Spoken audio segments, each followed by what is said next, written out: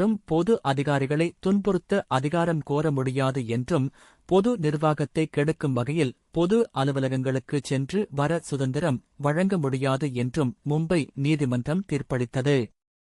கட்டுப்பாடுகளுக்கு உட்பட்டவை, சுதந்திரமாக நடமாடும் உரிமை போன்ற அடிப்படை உரிமைகள் கூட நியாயமான கட்டுப்பாடுகளுக்கு ரீசனபிள் ரெஸ்ட்ரிக்ஷன்ஸ் உட்பட்டவை.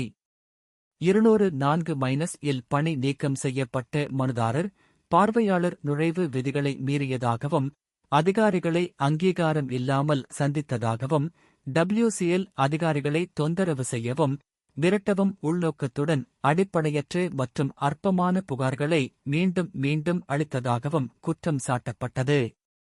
மனுதாரர் ஆன்லைனில், அஞ்சல் மூலமாக அல்லது தொழில்நுட்பத்தின் உதவியுடன் தகவல்களை பெறலாம் என்று நீதிமன்றம் குறிப்பிட்டது.